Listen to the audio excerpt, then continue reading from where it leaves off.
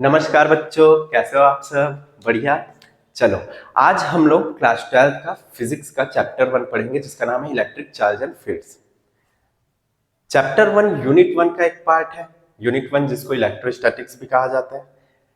Unit 1 electrostatics के अंदर दो चैप्टर आते हैं। पहला चैप्टर है इलेक्ट्रिक चार्जेस एंड फील्ड्स जिसे आज हम लोगों को करना है, और दूसरा चैप्टर है electrostatic potential and capacitance.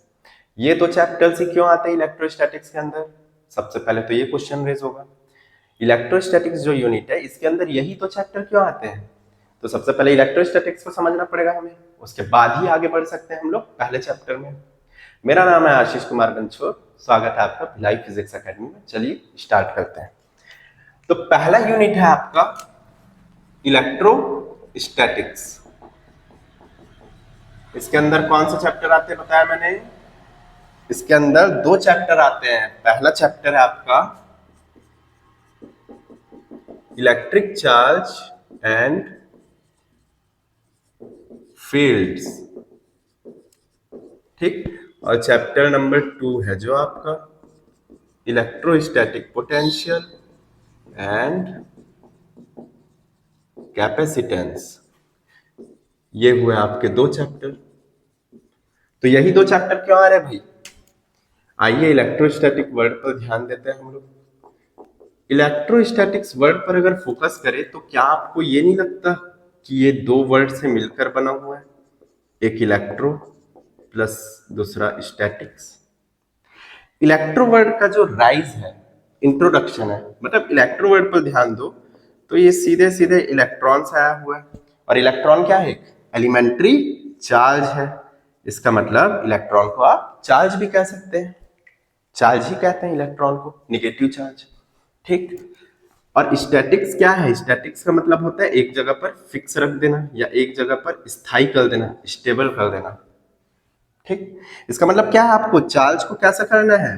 Fix रखना है, या चार्ज को फिक्स रख के उसके बारे में जानकारी लेनी है। या इस पूरे यूनिट में, इलेक्ट्रोस्टैटिक्स यूनिट में, मतलब इन दो चैप्टर्स में हम लोगों को चार्ज को किस कंडीशन में रखकर पढ़ना है? हमको चार्ज को फिक्स पोजीशन पर रखकर पढ़ाई करनी है। तो इलेक्ट्रोस्टैटिक्स का डेफिनेशन क्या होगा? It is the branch of physics in which we study about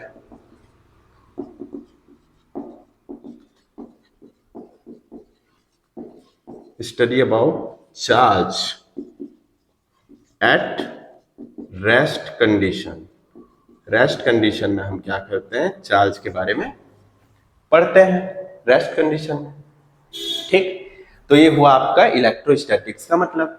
तो इन दो चैप्टर्स में हमें क्या करना है? चार्ज को फिक्स रख के पढ़ाई करना है। वैसे चार्ज फिक्स पोजीशन में कैसे रहेगा सोच कर देखिए। चार्ज तो बहुत एलिमेंट्री पार्ट है, बहुत छोटा सा पार्ट है। इलेक्ट्रॉन, प्रोटॉन, न्यूट्रॉन, ये सब ये एक जगह पर फिक्स नहीं रहते हैं। याद है हाइजेनबर्ग का प्रिंसिपल जो आप पढ़े हैं 11th क्लास में? उसमें क्या कहा गया है? केमिस्ट्री में पढ़ा है ना आपने? उसमें कहा गया ना कि चार्ज या कोई भी पार्टिकल है उसको आप एक बार में या तो एक कंडीशन को देख सकते हो, आपका एक जगह पर पोजीशन पर फिक्स है, या तो आप पोजीशन जान पाओगे या फिर उसका वेलोसिटी निकाल पाओगे। दोनों एक साथ नहीं किया जा सकता। इसका मतलब अगर हम लोग इलेक्ट्रोस्टैटिक्स पढ़ रहे हैं तो उसके उन सभी कंडीशंस को भूल जाना पड़ेगा जहां पर वो मूव करता है। इसको कहते हैं अनसर्टेनिटी प्रिंसिपल। अगर हम लोग एक जगह पर फिक्स रख रहे हैं, फिक्स होगा नहीं वो, मतलब ये पूरा थ्योरेटिकल पोर्शन है। ये प्रैक्टिकली पॉसिबल नहीं है कि फिक्स कर दे एक जगह पर, नहीं। लेकिन एक चार्ज के प्रभाव को समझने के लिए, उसका आसपास में इन्फ्लुएंस क्या होता है, उसका आसपास में इम्पैक्ट क्या होता है, इस चीज को समझने के लिए हमें उसे फिक्स रख कर ही कॉन्सेप्ट क्लियर करने पड़ेंगे, ठीक है। तो ये करना है हमें इलेक्ट्रोस्टैटिक्स चैप्टर में, यूनिट में। तो आइए अब ध्यान देते हैं पहला वाला जो चैप्टर है आपका। कौन सा चैप्टर है पहला? Electric charge and fields. ये क्या बोलता है आपको? इलेक्ट्रिक चार्ज एंड फील्ड्स नाम के चैप्टर पे आपको चार्ज के बारे में बेसिकली मैक्सिमम चीजें जाननी है। बहुत सारी चीजें जानकारी मिलेंगी इलेक्ट्रिक चार्ज के बारे में, ठीक। इलेक्ट्रिक चार्ज क्या होता है, कितने टाइप के चार्ज होते हैं, पॉजिटिव कैसे होता है ये, निगेटिव कैसे होता है, न्यूट्रल कैसे रहता है ये, मतलब आयोनाइजेशन का मैटर है ये तो, ठीक। दूसरी बात कि एक चार्ज दूसरे चार्ज पर कोई इंपैक्ट डालता है क्या, और वो इंपैक्ट डालता है तो किस टाइप का रहता है, और ये इंपैक्ट डलता कैसे होगा, मतलब इसका कुछ ना कुछ क्या रहता होगा, इलेक्ट्रिक चार्ज का फील्ड रहता होगा। तो फील्ड से रिलेटेड कॉन्सेप्ट्स को भी समझेंगे हम लोग। आइए इस चैप्टर को चालू करते हैं अब। तो सबसे पहले आएगा हमारा चैप्टर में इलेक्ट्रिक चार्ज। आइए देखते हैं क्या होता है इलेक्ट्रिक चार्ज। तो सीधे इलेक्ट्रिक चार्ज पर पहुंच जाएंगे क्या होता है ये चीज, सीधे पहुंच जाएंगे कि यहां तक कैसे पहुंचा गया इसको जानेंगे हम। मतलब बैकग्राउंड ऑफ इलेक्ट्रिक चार्ज ये जानना जरूरी है, history of electric charge, electric charge को फाइंड करने में कितने लोगों ने योगदान दिया अपना। 600 बीसी की बात है, मतलब अभी से कितने साल पहले की बात है, अभी से करीब करीब 2600 साल पहले की बात है। एक साइंटिस्ट हुआ करते थे जिनका नाम था थेल्स, ये ग्रीक के साइंटिस्ट थे, ग्रीस। इन्होंने क्या किया, एम्बर का एक रॉड होता है, येलो रेजिन, येलो कलर का रेजिन रहता है, ठीक। इसको इन्होंने क्या किया, वुलन क्लॉथ के साथ रब कर दिया, वुलन क्लॉथ के साथ रगड़ा। ऐसा वुलन क्लॉथ के साथ रगड़ने के बाद क्या किया, एम्बर रॉड को ना इन्होंने जाकर सैंड मतलब रेत में जाकर रख दिया। तो एम्बर रॉड क्या करने लग गया, फिर रेत को चिपकाने लग गया। ऐसा पहले नहीं हो रहा था, जब उन्होंने नहीं रगड़ा था तब ऐसा कोई भी सिस्टम नहीं हुआ था, लेकिन जैसे ही वो रगड़े तो सैंड इससे क्या होने लग गया, चिपकने लग गया। अब ये किस टाइप का थ्योरी है, ये क्यों हो रहा है, पहले नहीं हो रहा था अब हो रहा है, फ्रिक्शन के बाद, रब करने के बाद, ऐसा क्यों।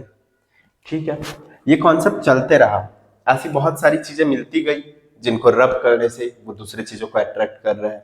आप भी देखते होंगे नेचुरली एक चीज, जब आप बालों पे तेल लगाते हैं और कंघी को ऊपर ले जाते हैं, कंघी को टच नहीं कर रहे हैं आप बाल से, बस ऊपर ले गए हैं, तो कई बार क्या होता है बाल ऊपर आने लग जाता है, अट्रैक्ट करने लग जाता है। आपने टच नहीं किया बाल को कंघी से, लेकिन कंघी के पास आने लग जाता है बाल। ऐसा क्यों हो रहा है, ये इसी से सिमिलर है क्या, एम्बर रॉड से सिमिलर, जो थेल्स ने प्रैक्टिकल किया था, लग तो ऐसे ही रहा है। इसके बाद करीब करीब सीधे हम लोग आ जाते हैं 1600 एडी पे, मतलब अभी से करीब करीब कितने साल बाद, कितने साल पहले की बात है ये, अभी से करीब 400 साल पहले की बात है। इसमें एक साइंटिस्ट आते हैं विलियम गिलबर्ट, विलियम गिलबर्ट। ये विलियम गिलबर्ट जो साइंटिस्ट थे ना, इंग्लैंड के थे, इंग्लिश साइंटिस्ट थे। ये बोलते हैं भाई हमको, आपने तो एम्बर रॉड के साथ किया प्रैक्टिकल, हमने देखा है कि ऐसी बहुत सारी चीजें हैं जो बहुत सारी चीजों को क्या करती है, अट्रैक्ट करती है। इस प्लेनेट में ऐसी बहुत सारी चीजें हैं जो बहुत दूसरे चीजों को अट्रैक्ट करती है। There are so many things which attract so many things, ऐसा स्टेटमेंट इन्होंने दिया। इसी स्टेटमेंट्स को आगे बढ़ाते हुए 1646 में, मतलब इससे कितने साल बाद, 46 ईयर्स के बाद, थॉमस ब्राउन नाम के साइंटिस्ट आते हैं, थॉमस ब्राउन। ये साइंटिस्ट क्या बोलते हैं, जो आप बोल रहे हो ना एक चीज बहुत सारी चीजों को अट्रैक्ट करता है, या बहुत सारी चीज है जो बहुत सारी चीजों को अट्रैक्ट करती है, इसी चीज को इन्होंने नाम दे दिया क्या, इलेक्ट्रिसिटी। अब लेकिन इन लोग जो बोल रहे हैं इनके स्टेटमेंट पर ध्यान दीजिए, there are so many things which attract so many things, so if I am a thing, अगर मैं एक थिंग हूं, मैं एक चीज हूं, तो मैं अगर किसी चीज को अट्रैक्ट कर रहा हूं, मैं किसी लड़की को अट्रैक्ट कर रहा हूं, या एक सुंदर कन्या मुझको अट्रैक्ट कर रही है, तो इसका मतलब क्या मैं भी इलेक्ट्रिसिटी हो गया, या वो भी इलेक्ट्रिसिटी होगी, नहीं। मतलब कॉन्सेप्चुअल बेस पर देखा जाए तो हम लोगों को इसको थोड़े से और अलग तरीके से समझना पड़ेगा। कुछ एक्सपेरिमेंट्स पर ध्यान देते हैं हम लोग। आइए, जब ग्लास रॉड को रगड़ा जाता है, ग्लास रॉड को किससे रगड़ा जाएगा, एक एक्सपेरिमेंट देखते हैं। आइए, ग्लास रॉड को हम लोग रगड़ रहे हैं, रब कर रहे हैं सिल्क क्लॉथ के साथ, ठीक। ग्लास रॉड है ये, मान लीजिए, इसको सिल्क क्लॉथ से अच्छे से रगड़ लिया हम लोग। अब इसको क्या कर रहा हूं मैं, स्ट्रिंग से बांध दे रहा हूं, किसको, ग्लास रॉड को। ये आपका ग्लास रॉड हो गया, मतलब एक रॉड है जो ग्लास का है जिसको सिल्क क्लॉथ से हमने रगड़ा। रगड़ने के बाद क्या देखा गया कि ऐसी, जैसे एम्बर रॉड का क्या कर रहा है, अट्रैक्ट कर रहा है ना सैंड को, वैसे ये भी चीजों को अट्रैक्ट कर रहा है। तो मान लेते हैं इसमें आ गया होगा किसी एक फंडामेंटल टाइप का चार्ज, पॉजिटिव चार्ज ले लेते हैं, ठीक। सेम ऐसे ही हम लोग एक बार और ग्लास रॉड को क्या कर देते हैं, और रगड़ देते हैं सिल्क के साथ, तो इस पे भी क्या आएगा, फिर सेम पॉजिटिव चार्ज आ जाएगा। इन दोनों को जब पास में रख दिए ना, एक स्ट्रिंग से इसको बांध दिए, एक स्ट्रिंग से इसको बांध दिए, धागे से बांधकर पास में रख दिए। जैसे ही पास में रखे ना, ये दोनों एक दूसरे को क्या करने लग गए, बाहर दूर की तरफ फेंकने लग गए, मतलब रिपल करने लग गए, रिपल्सन का प्रोसेस दिखने लग गया हम लोगों को, ठीक। इसका मतलब सेम चार्ज है, ये दोनों सेम चीज से किया गया ना, तो सेम चार्ज इंट्रोड्यूस हुए इन दोनों में, और सेम चार्ज इंट्रोड्यूस होने के कारण ये एक दूसरे को क्या कर रहे हैं, रिपल कर रहे हैं, दोनों एक्सेप्ट नहीं कर पा रहे एक दूसरे को, ठीक। ये तो एक एक्सपेरिमेंट हुआ। ऐसे ही एक्सपेरिमेंट 2 देखते हैं। अब क्या लेते हैं, ग्लास रॉड की जगह हम लोग लेते हैं एबेनॉइट रॉड, एबेनॉइट का रॉड लेते हैं, ठीक। इसको किसके साथ करके देखते हैं, वुलन क्लॉथ के साथ रगड़ के देखते हैं, रब करके देखते हैं, ठीक। एबेनॉइट रॉड को जब वुलन क्लॉथ के साथ रगड़ा गया ना, इसमें एक विशेष प्रकार का चार्ज देखा गया जो था निगेटिव।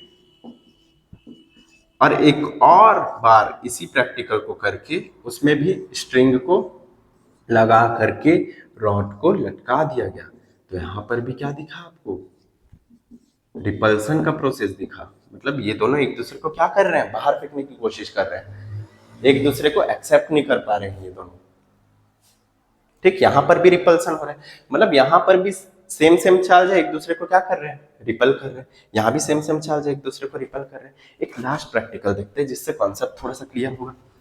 एक्सपेरिमेंट नंबर 3 देखते हैं। अब ये जो है ना, एक ग्लास रॉड को जिसको सिल्क क्लॉथ के साथ आपने क्या किया, रब किया, उसको रख लेता हूं मैं एक जगह पर, चलो ये हुआ, ठीक है, ये पॉजिटिव था। और एक किसको ले आता हूं, एबेनॉइट रॉड को वुलन क्लॉथ के साथ जिसमें निगेटिव है। अब ऐसा रखा गया ना, जैसे ही ये चिपकने लग गया, अट्रैक्ट होने लग गया। इसका मतलब different kind of charges attract each other. अलग अलग प्रकार के चार्ज जो होते हैं, डिफरेंट टाइप के जो चार्ज होते हैं, वो एक दूसरे को क्या करते हैं, आकर्षित करते हैं, अट्रैक्ट हो जाते हैं एक दूसरे से। तो ये कॉन्सेप्ट यहाँ पर क्लियर हो रहा है।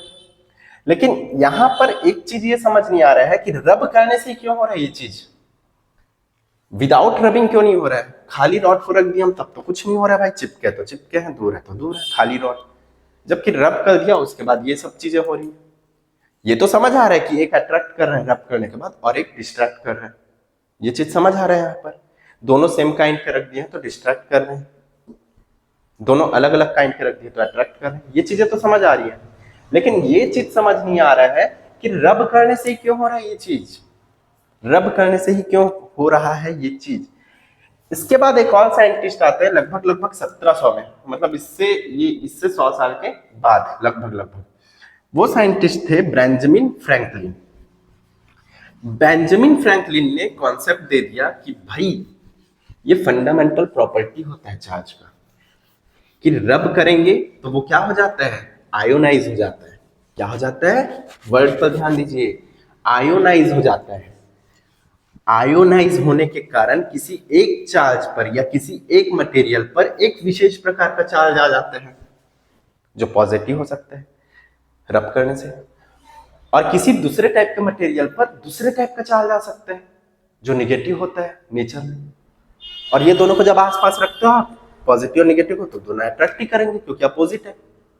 अपोजिट को अट्रैक्ट करेगा, सिमिलर को डिस्ट्रैक्ट कर देगा, ये चीज होता है, ठीक। तो यहां पर बेंजामिन फ्रैंकलिन का जो थ्योरी था उस पर हम लोगों को ध्यान देना चाहिए। यहीं से हम लोग को समझ आएगा इलेक्ट्रिक चार्ज क्या होता है, व्हाट इज इलेक्ट्रिक चार्ज। तो उन्होंने क्या कहा, number of positive and negative ions present in an material या सब्सटेंस इज कॉल्ड, क्या कहलाता है ये, चार्ज। ये कहलाता है चार्ज। नंबर ऑफ पॉजिटिव और negative ions present in any material is called charge. अगर इसको मैथमेटिकली देखा जाए तो Q अगर सिंबल है चार्ज का, पॉजिटिव और नेगेटिव या positive and negative number of ions, e क्या हुआ आपका, फंडामेंटल आयन हुआ, ये हुआ आपका फंडामेंटल आयन। एन क्या हुआ, एन होता है इंटीजर। क्यों इंटीजर होता है भाई, बात करेंगे इस पे, अभी आएंगे ना प्रॉपर्टीज पे। और क्यू क्या हुआ आपका, चार्ज। ठीक, तो चार्ज क्या है, नंबर ऑफ पॉजिटिव और निगेटिव क्या, आयन। ठीक, यहां पर अगर मान लीजिए मैं केवल प्लस एन ई लिख रहा हूं, तो ये किसको रिप्रेजेंट कर रहा है भाई, ये रिप्रेजेंट कर रहा है आपका पॉजिटिव चार्ज को। इसको क्या कहा जाता है, प्रोटॉन। अगर निगेटिव को रिप्रेजेंट कर रहा है तो ये क्या हुआ फिर, इलेक्ट्रॉन। ये हुआ इलेक्ट्रॉन। तो एक हुआ प्लस एन प्रोटॉन, एक हुआ माइनस एन इलेक्ट्रॉन। ये हुआ फिर आपका चार्ज का थ्योरी। अब चार्ज का ओरिजिनेशन कैसे होता है फिर ये समझना पड़ेगा। उससे पहले थोड़ा सा ध्यान दे देते हैं, इस चार्ज का कोई कोई कोई ऐसा यूनिट होता है क्या, ऐसा यूनिट ऑफ चार्ज, जी हाँ होता है। क्या होता है, ये उन साइंटिस्ट का नाम दे दिया जाता है यहाँ पर भाई, कुलॉम्ब। कुलॉम्ब नाम दे दिया जाता है, वो साइंटिस्ट का नाम है जिन्होंने इससे रिलेटेड बहुत जबरदस्त रिसर्च किया है, जिसको आगे हम लोग पढ़ेंगे। फोल्स, दो चार्ज के बीच में क्या फोल्स लग रहा है वो, इसको डिनोट कर दिया जाता है सी से, कुलॉम्ब को। ठीक है, अब ये हुआ कुलॉम्ब इसका ऐसा यूनिट। तो एक और क्या चीज देखा जाता है फिर, डायमेंशन किसका, चार्ज का। डायमेंशन क्या होगा आप बताइए। अच्छा, डायमेंशन जब हम लोग देखेंगे तो डायमेंशन देखते टाइम हम लोगों को एक चीज ध्यान रखना पड़ेगा कि ये 7 फंडामेंटल डायमेंशन में से एक में है क्या, 7 फंडामेंटल डायमेंशन में से एक। याद है डायमेंशन जो चैप्टर पढ़ते हैं हम लोग, यूनिट एंड मेजरमेंट, उसमें 7 फंडामेंटल ऐसा यूनिट्स है। कौन कौन से हैं भाई, एक है किलोग्राम, एक है मीटर, एक है क्या आपका सेकंड, एक है डिग्री, डिग्री सेल्सियस नहीं, केल्विन टेम्परेचर के लिए। ठीक, एक है मोल जो सब्सटेंस को नापा जाता है, मोल, MOLE भी लिखा जाता है, MOL भी लिखा जाता है, मोल। ठीक है, एक CD कैंडेला, क्या है, इल्यूमिनस इंटेंसिटी, ल्यूमिनस इंटेंसिटी। ठीक, इसके लिए हुआ, कितना हुआ, 6 हो गया। और कौन सा एक, ये मास का हो गया, ये लेंथ का हो गया, ये टाइम का हो गया। एक है एम्पियर, किसका, करेंट का। ठीक, तो इन 7 में से तो एक भी नहीं है, सीधा सीधा चार्ज। इन 7 में से किसी से रिलेट कर सकते हैं क्या, अगर रिलेट भी कर ले तो डायमेंशन निकाल सकते हैं। रिलेट करने के लिए आपको चैप्टर नंबर 3 पे जाना पड़ेगा, चैप्टर 3 जहां पर आप करंट के बारे में पढ़ते हैं। करंट क्या होता है, अब चैप्टर 3 हो गया ना, चैप्टर 1 चैप्टर 2 फिर चैप्टर 3। तो चैप्टर 1 और 2 तो इसका पोर्शन है इलेक्ट्रोस्टैटिक्स का, चैप्टर 3 इलेक्ट्रोस्टैटिक्स के बाहर का पोर्शन है। इसका मतलब अब चार्ज को फिक्स नहीं रखना है आपको, इलेक्ट्रोस्टैटिक्स से बाहर हो गया ना, चार्ज क्या करेगा, अब मूव करेगा। अब मूव कर रहा है मतलब चार्ज इस पोजीशन से इस पोजीशन तक चलेगा, समझ रहे हैं। तो यहां से यहां जाने में तो कुछ समय तो लगा होगा, थोड़ा ही समय सही, कुछ समय लगा होगा, किस चीज को, चार्ज को। कहां से कहां जाने में, इस पोजीशन से इस पोजीशन पे। इसी को क्या कहा जाता है, इस रेशियो को, चार्ज को एक पोजीशन से दूसरे पोजीशन तक जाने में लगा समय, इसी को करेंट कहा जाता है। और इस करेंट का यूनिट क्या है भैया, एम्पियर है ना, ऐसा यूनिट। इसको डायमेंशन में ए के रूप में दिखाया जाता है, ये देखो 7 डायमेंशन में से एक डायमेंशन हो गया, ए के रूप में दिखाया जाता है। ठीक, तो यहां से चार्ज को बता सकते हैं क्या, चार्ज क्या होगा, Q equal to I T होगा, Q इक्वल आई टी। तो क्या होगा इसका डायमेंशन, ए टी, टी मतलब टाइम। तो क्या हुआ डायमेंशन फिर, M0, L0, T1, A1, ये हुआ आपका चार्ज का डायमेंशन। तो ऐसे फाइंड आउट करते हैं भाई डायमेंशन को, जैसे ना पता हो तो इन 7 में से किसी एक में लाना पड़ेगा आपको, किसी 2 में लाना पड़ेगा आपको, किसी 3 में लाना पड़ेगा, 7 में से किसी में भी लाना पड़ेगा आपको। ठीक है, तो ये हुआ आपका चार्ज और उसका डायमेंशन। अब हम लोग उस चीज पर आते हैं कि ये ओरिजिनेट हो कैसे रहे चार्ज। मतलब थ्योरी कहां से आ रहे हैं, तो लिखते हैं हम लोग ओरिजिनेशन ऑफ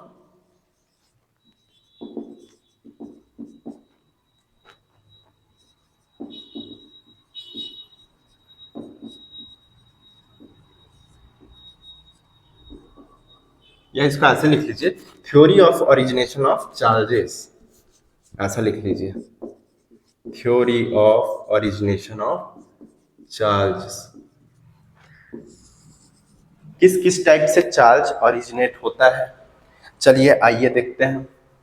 सबसे पहला थ्योरी बोलते हैं फ्री इलेक्ट्रॉन थ्योरी। अब ये क्या है फ्री इलेक्ट्रॉन थ्योरी, समझिएगा ध्यान से। फ्री इलेक्ट्रॉन थ्योरी का मतलब है किसी भी एलिमेंट के लास्ट ऑर्बिट में जो इलेक्ट्रॉन रहता है ना, उसे कहा जाता है फ्री इलेक्ट्रॉन। ये कारण होता है चार्ज के इंट्रोड्यूस होने का। कैसे, जैसे मान लीजिए मैग्नीशियम है आपका, मैग्नीशियम का कितना होता है एटॉमिक नंबर 12, मैग्नीशियम का 12 एटॉमिक नंबर होता है, तो इसका कॉन्फ़िगरेशन कैसे बनेगा 282।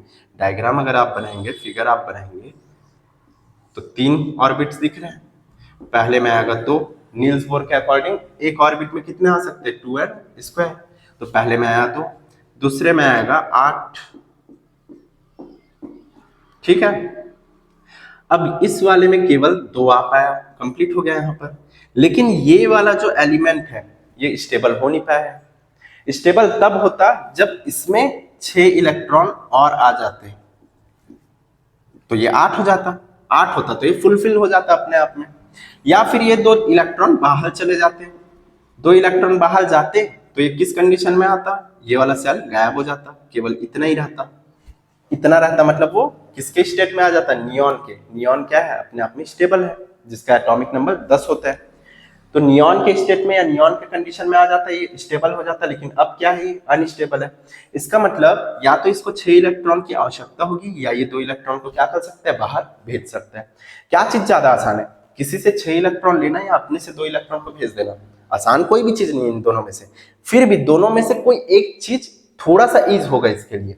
6 इलेक्ट्रॉन ले पाना बहुत टफ है, इसलिए बहुत ज्यादा एनर्जी की आवश्यकता है। जबकि 2 इलेक्ट्रॉन आउटर ऑर्बिट में से बाहर करना है, इसका इस वाले ऑर्बिट के साथ रिलेशन थोड़ा सा कमजोर हो जाएगा, क्योंकि आउटर है। ये इन चीजों पर फोकस करेगा, फर्स्ट ऑर्बिट पे, सेकंड ऑर्बिट पे, कि तीसरे ऑर्बिट पे, इस पर ज्यादा फोकस नहीं कर पाएगा। तो क्या करेगा, ये रिलीज कर देगा।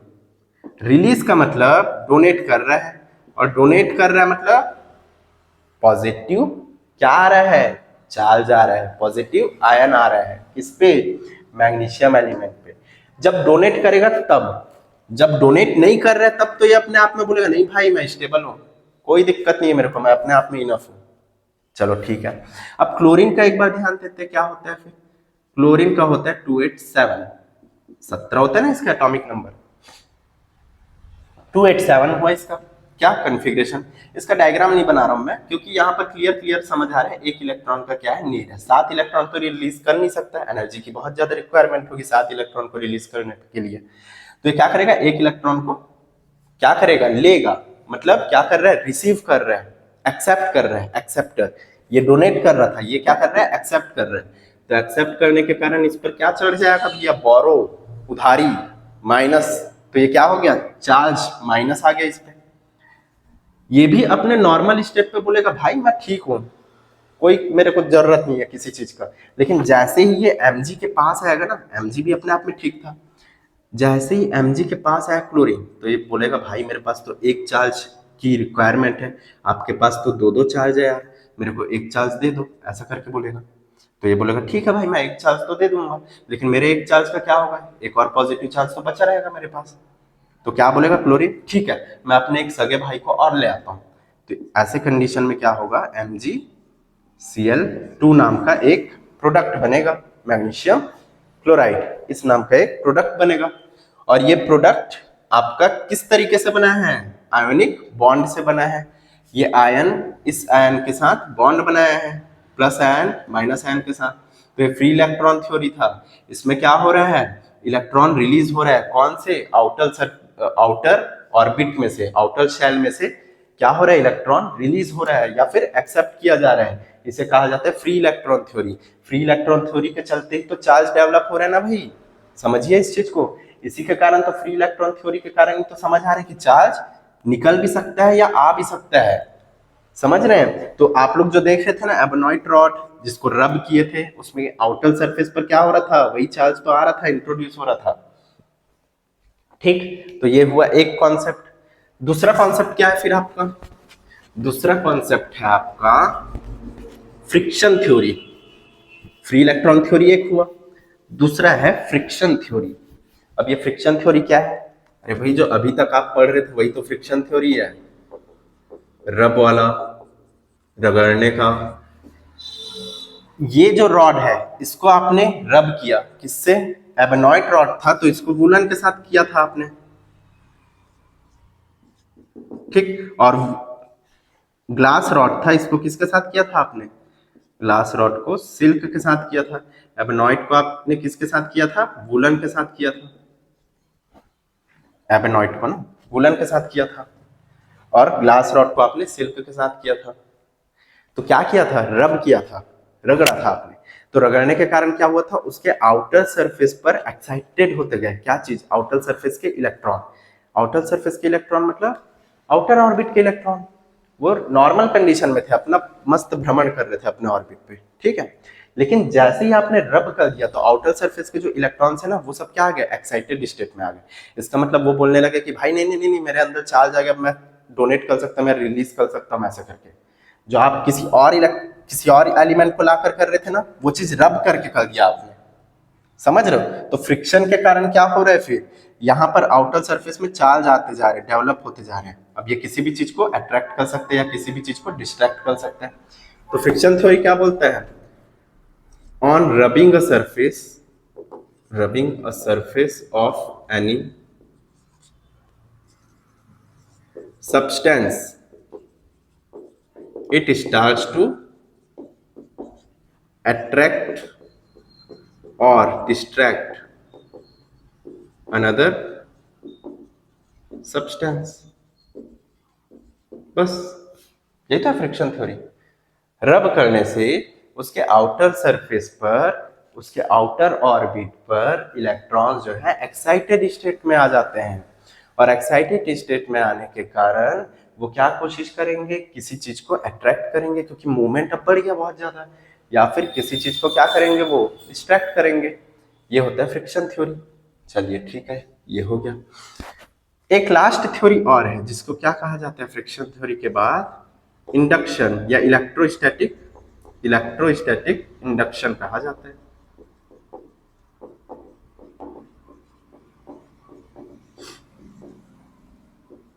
ये इंडक्शन वाला जो पोर्शन है ना, इसको हम लोग अल्टरनेट करंट इसमें देखेंगे, और एक तो आपका अलग से ही है इलेक्ट्रोमैग्नेटिक इंडक्शन करके, चैप्टर नंबर 6 है, 6।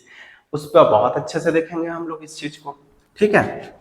लेकिन यहां पर समझ लेते हैं थोड़ा सा। ऐसे देखिए, अगर कोई हमारे पास मान लो आइसोलेटेड सिस्टम है, आइसोलेटेड सिस्टम मतलब ये एज इट इज पोजीशन पर है, इसके अंदर ना तो कुछ चीज आ रहा है ना इससे बाहर कुछ चीज जा रहा है, इसको बोलते हैं आइसोलेटेड सिस्टम। तो ये है अपना क्या चीज? पॉजिटिव चार्ज से भरा हुआ एक आइसोलेटेड सिस्टम है। चलो ठीक है, पॉजिटिव चार्ज भरे हुए हैं इसमें पूरे, ठीक।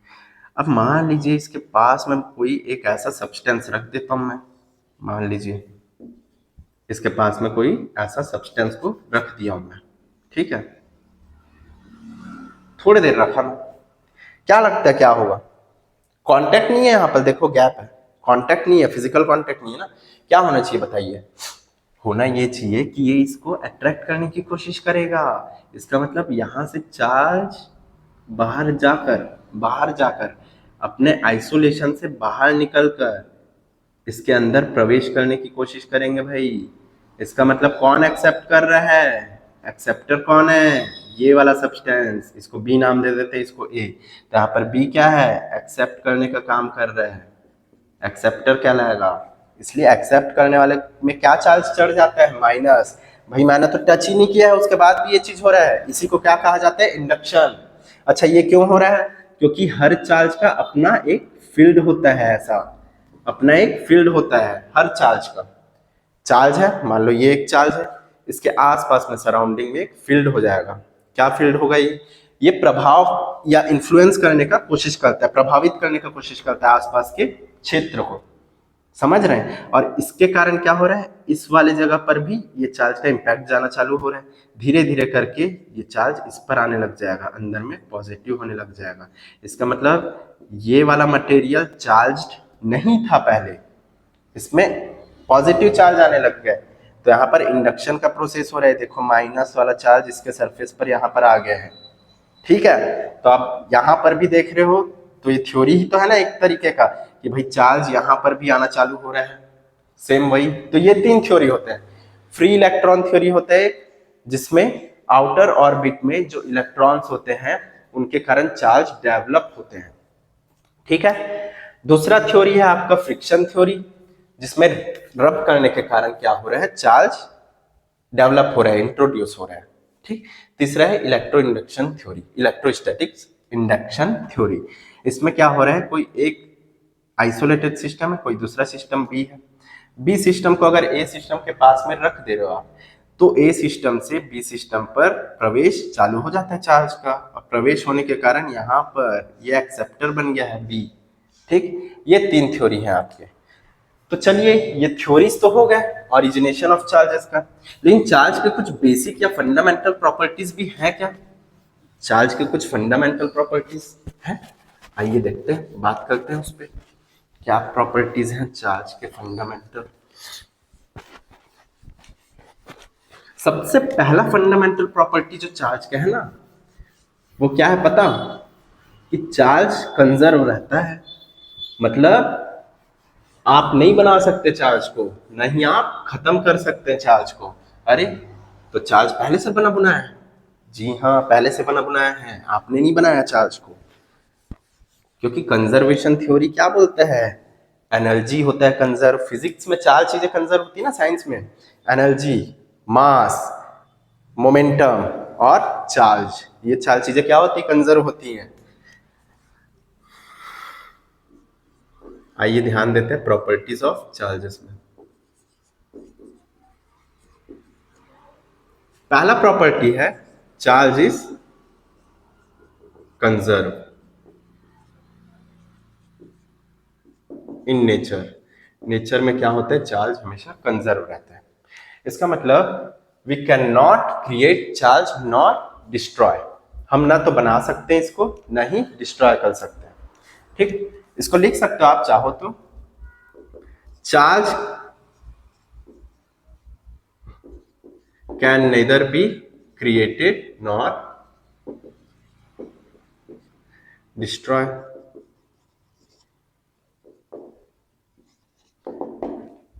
ये हो गया स्टेटमेंट।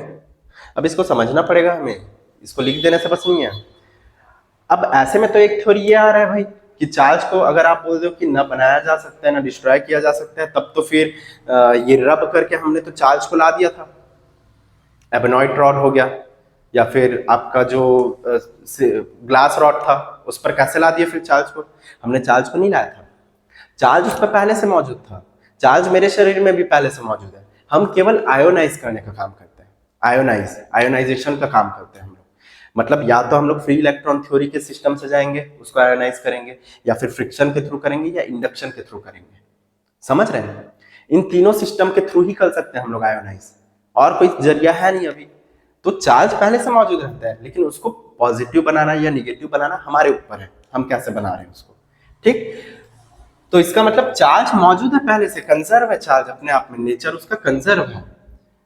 आप पर डिपेंड कर रहा है कि आप उसको पॉजिटिव आयन में तब्दील कर रहे हैं या फिर निगेटिव आयन में तब्दील कर रहे हैं। वो पहले से मौजूद है, आप नहीं बना रहे हैं उसको। जैसे एनर्जी, 4 चीजें कौन कौन सी होती है? पहला चार्ज, दूसरा मास, तीसरा एनर्जी, ये कंजर्व होते हैं सब ना। चौथा मोमेंटम। क्लास 11th में इन 2 चीजों को प्रूफ किए थे ना, इन 2 चीजों को प्रूफ किए थे हम लोग। और ये तो कांस्टेंट रहता है, पता है आपको।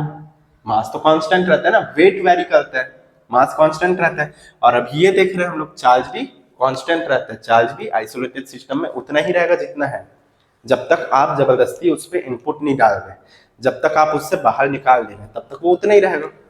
बस आयोनाइज नहीं होगा, या हो सकता है, आपके ऊपर है, ठीक है। ये हुआ पहला प्रॉपर्टी।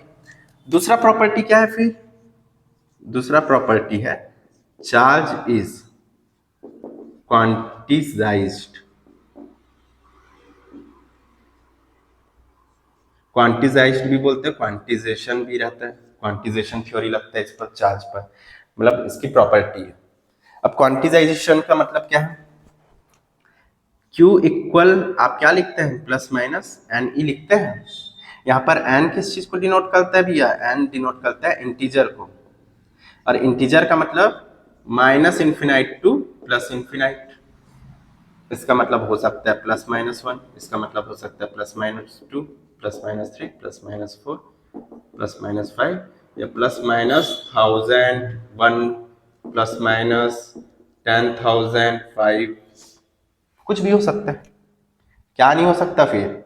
रेशियो में नहीं हो सकता, हाफ डेसिमल में नहीं हो सकता, इर्रेशनल नंबर नहीं हो सकता, ये सब चीजें नहीं हो सकती, ये सब चीजें हो सकती हैं। ऐसा क्यों? इसके पीछे रीजन क्या है भाई? चार्ज अपने आप में कंप्लीट रहेगा ना, हाफ में थोड़ी ना रहेगा, रेशियो में थोड़ी ना रहेगा। 7.5 चार्ज क्या है? 7 चार्ज रहेगा या 8 चार्ज रहेगा? 7.5 नहीं हो सकता, माइनस 7.5 नहीं हो सकता, 3.6 नहीं हो सकता, 3.5 नहीं हो सकता। समझ रहे हैं? चार्ज अपने आप में कंप्लीट रहेगा। ये इंटीजर को रिप्रेजेंट कर रहा है, एन जो है इंटीजर को रिप्रेजेंट कर रहा है। जैसे समझिए, एक क्वेश्चन लेते हैं हम लोग, डज एनी सब्सटेंस या कोई मटेरियल है, इतना चार्ज हो सकता है क्या?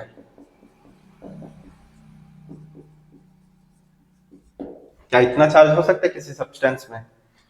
अब देखते हैं हो सकता है कि नहीं। देखो, किसी भी सब्सटेंस में कम से कम कितना चार्ज हो सकता है? किसी भी सब्सटेंस में ये जो E है ना, इसका वैल्यू फिक्स रहता है, इसका वैल्यू रहता है 1.6 इंटू 10 की पावर माइनस 19 क्या कूलॉम। किसी सब्सटेंस में मिनिमम इतना चार्ज हो सकता है। अब ये पॉजिटिव भी हो सकता है, ये निगेटिव भी हो सकता है, आपकी इच्छा। अगर इलेक्ट्रॉन ले रहे हैं तो माइनस 1.6 इंटू 10 की पावर माइनस 19 कूलॉम, अगर प्रोटॉन ले रहे हैं तो प्लस 1.6 इंटू 10 की पावर माइनस 19 कूलॉम, ये होगा। ठीक, अब देखते हैं ये क्या बोल रहा है, क्या किसी सब्सटेंस में इतने चार्ज हो सकते हैं? मतलब वो बोल रहा है किसी सब्सटेंस में कितने चार्ज होनी चाहिए? 6 इंटू 10 की पावर माइनस 18 कूलॉम होनी चाहिए, यही तो बोल रहा है ना वो। तो 6.0 बोला ही नहीं, या 6 ही लिख लो, कोई दिक्कत नहीं है। ठीक, अब एक में कितना होता है भैया? आपने लिखा है ना 1.6 इंटू 10 की पावर माइनस 19 कूलॉम, इसको कूलॉम डाल देना ना। अब देखते हैं हो सकता है कि नहीं। आपको पता है Q इक्वल एन ई होता है, या n equal to q by e होगा। Q कितना दिया है आपको? 6 इंटू 10 की पावर माइनस 18, और ये कितना दिया? 1.6 इंटू 10 की पावर माइनस 19 दिया हुआ है। ठीक है, ये चीज दिया हुआ है। आइए इसको सॉल्व करते हैं। तो ये हो गया 1.6 10 टू माइनस 18 प्लस 19 हो गया। ये कितना हो रहा है भाई? 1.6 इंटू 10 की पावर 1, या सीधे 10 लिख दो, इसको खत्म। ठीक, इसका मतलब ये कितना हो रहा है? 60/16, सॉरी 1.6। ठीक, या इसी को सॉल्व करोगे तो ऐसा बन रहा है 600/16। आइए इसको सॉल्व करके देखते हैं। पॉइंट को हटा दिया ना तो ऊपर चलेगा 0। 16 3 जा 48 होता है। कितना बच रहा है यहाँ पर? 12 बचा, 12 और 0 मतलब 120 बच रहा है। कितने बार में जाएगा? 16 7 जा 112 होता है ना, 16 7 जा, तो कितना बचा? 8। तो अब पॉइंट डल गया, 8 बचा ना, 0 16 5 जा 80, कितना आ रहा है? 37.5। क्या? Number of charges.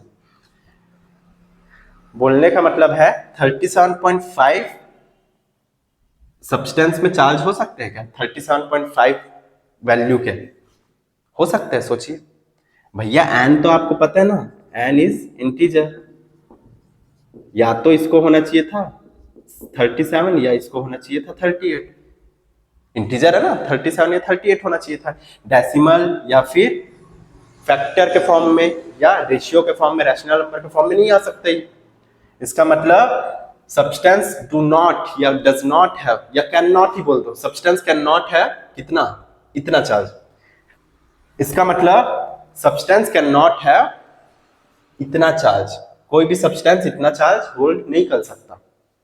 अगर होल्ड करना है तो इसको या तो 38 आना चाहिए था या 37 आना चाहिए था, यहाँ 37.5 आया। तो ये कॉन्सेप्ट क्लियर हुआ। चार्ज इज क्वांटाइजेशन, क्वांटाइज्ड रहता है, ये फिक्स रहता है, इसका वैल्यू हमेशा फिक्स रहेगा। ठीक, तो ये हुआ आपका दो प्रॉपर्टी। तीसरा प्रॉपर्टी क्या है, आइए तीसरा प्रॉपर्टी देखते हैं हम लोग। तीसरे प्रॉपर्टी के अकॉर्डिंग चार्ज इज एडिटिव, मतलब चार्ज क्या है आपका, एडिटिव होता है। एडिटिव का मतलब इसे सीधे सीधे जोड़ा जा सकता है। जोड़ा जा सकता है का मतलब अलजेब्रिक समीशन के थ्रू। अलजेब्रिक समीशन का मतलब देखो यहां पर ना दो सिस्टम रख दे रहा हूं मैं, ठीक है। एक सिस्टम ये हो गया ए, एक सिस्टम हो गया बी। मान लीजिए इसके अंदर 5 इलेक्ट्रॉन है, मान लीजिए इसके अंदर 10 इलेक्ट्रॉन है, ठीक। अब दोनों सिस्टम को क्या कर दे रहा हूं मैं, इनके दोनों के विंडो को ओपन कर दे रहा हूं। क्या होंगे, दोनों के जो चार्ज है वो इकट्ठे हो जाएंगे, सबमिट हो जाएंगे, सबमिशन हो जाएगा दोनों के बीच। तो पहले में 5 इलेक्ट्रॉन, दूसरे में 10 इलेक्ट्रॉन, तो टोटल कितना बनेगा, 15 इलेक्ट्रॉन। इसका मतलब पहले में जितना चार्ज था दूसरे में जितना चार्ज था वो दोनों क्या हो गए, सबमिट हो गए, ये बनकर फाइनल चार्ज बन रहे। इसका कहने का मतलब ये है कि जितने भी सिस्टम होंगे सभी के चार्ज अलजेब्रिक समीशन के थ्रू ऐड हो जाएंगे, और अलजेब्रिक समीशन के थ्रू ऐड होकर फाइनल में रिजल्टेंट चार्ज जो रहेगा वो आएगा, इनका अलजेब्रिक समीशन। अगर n चार्जेस हैं तो ये हो जाएगा। अच्छा, ये होने का एक और कारण ये भी है कि चार्ज क्या होता है आपका, स्केलर क्वांटिटी होता है।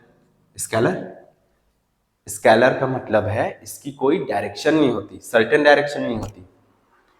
चार्ज जो है अपने जगह पर है, ये ऐसे भी रोटेट कर सकता है, मूव कर सकता है, ऐसे भी जा सकता है, कोई सर्टेन डायरेक्शन थोड़ी ना चार्ज का।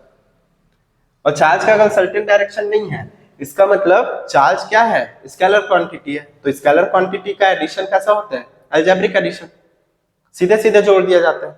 भाई 5 मीटर है और 5 मीटर है, इसको कैसे जोड़ दिया जाएगा, सीधे 10 मीटर, क्योंकि मीटर क्या है आपका स्केलर क्वांटिटी है। वैसे 5 कूलम चार्ज है और 5 कूलम चार्ज है, इसको कैसे जोड़ दिया जाएगा, 10 कूलम। समझ रहे हैं, तो ये हुआ आपका। लेकिन अगर आपको बोल दिया जाए 5 मीटर ईस्ट के डायरेक्शन में, इसको ऐड करना है आपको 5 मीटर नॉर्थ के डायरेक्शन के साथ, तो ये सीधे जुड़ जाएगा क्या, बोल क्या रहा है, इधर 5 मीटर जाओ और इधर 5 मीटर जाओ, ऐसा बोल रहा है। भाई किधर जाओ 5 मीटर, एक तो ये ईस्ट के डायरेक्शन में जा रहा है 5 मीटर, और एक उसी टाइम पर नॉर्थ के डायरेक्शन में भी जाने बोल रहे हैं 5 मीटर पे। इसका मतलब आप कहीं यहां पर पहुंचेंगे क्या, ये ऐसा, ये बोलते हैं इसको रिजल्टेंट। वेक्टर का रिजल्टेंट होता है, तो ये वेक्टर के एडिशन में काम आता है ये चीज। स्केलर में तो सीधा जुड़ जाते हैं, तो चार्ज आपका क्या है, स्केलर क्वांटिटी है, और वो क्या हो जाते हैं, सीधे जुड़ जाते हैं। तो चार्ज इज एडिटिव, मतलब किसी सिस्टम में प्रेजेंट रहने वाले चार्ज क्या होते हैं, किसी सिस्टम में जितने चार्ज प्रेजेंट है वो बहुत सारे सिस्टम का समीशन हो सकता है, सीधे सीधे एडिशन हो सकता है उसका। ठीक, अब मान लीजिए यही वाले एग्जांपल को थोड़ा सा और देखते हैं हम लोग। इसी एग्जांपल पर ध्यान देते हैं हम लोग ना। मान लीजिए यहां पर है आपके 5, यहां पर मान लो 5 इलेक्ट्रॉन, यहां पर है आपका 10 प्रोटॉन। अब दोनों को आप जोड़ रहे हैं, तो आपको पता है इलेक्ट्रॉन और प्रोटॉन एक दूसरे के क्या होते हैं, जस्ट अपोज होते हैं, मैग्नीट्यूड इन दोनों का सेम रहता है। अरे आपने लिखा ना ये चीज, Q equal to plus minus N.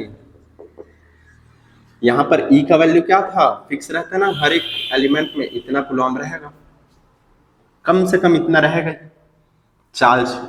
ठीक, ये हो सकता है या तो प्लस या हो सकता है माइनस, मतलब ये वैल्यू तो फिक्स है। प्रोटॉन है तो इतना ही रहेगा, इलेक्ट्रॉन है तो इतना ही रहेगा, लेकिन माइनस हो जाएगा। ठीक, इसका मतलब यहाँ क्या बोलते हैं, 5 इलेक्ट्रॉन और 10 प्रोटॉन है, दोनों को मर्ज कर दिए, तो क्या होना चाहिए, 5 इलेक्ट्रॉन, ये तो निगेटिव में है भाई, 10 प्रोटॉन ये पॉजिटिव में है, तो दोनों मर्ज होकर कितने बच रहे हैं, 5 5 प्रोटॉन। तो फाइनल चार्ज कितना बचेगा इसका, 5 प्रोटॉन। समझ रहे हैं, 5 इलेक्ट्रॉन 5 प्रोटॉन के साथ कैंसिल हो गए समीशन में, केवल बच रहा है इस सिस्टम में 5 प्रोटॉन। तो आपको जो फाइनल रिजल्टेंट मिलेगा इस सिस्टम का वो 5 प्रोटॉन रहेगा बस। तो ये था आपका चार्ज का प्रॉपर्टी। आज हम लोग यहीं तक खत्म करते हैं चार्ज के बारे में, सभी चीजों को जान लिए हम लोग, चार्ज का ऐसा यूनिट भी देख लिया और चार्ज का डायमेंशन भी देख चुके हैं आज। ठीक है, कल हम लोग देखेंगे कि एक चार्ज दूसरे चार्ज पर कैसा प्रभाव डालता है, क्या इंपैक्ट डालता है। इस इंपैक्ट का कोई लॉ है क्या, इसी को बोलते हैं कूलॉम्स लॉ। ये फोल्स का लॉ है एक्चुअल में, इसको इनवर्स स्क्वायर लॉ भी कहते हैं। आने वाले लेक्चर में हम लोग कूलॉम्स का फोल्स लॉ को समझेंगे, दूसरा उसका वेक्टर फॉर्म को देखेंगे, तीसरा सुपरपोजिशन थ्योरम करेंगे। ठीक, इन तीनों से रिलेटेड न्यूमेरिकल्स भी कर लेंगे हम। ठीक है, आज हम लेक्चर यहीं पर खत्म करते हैं। Thank you.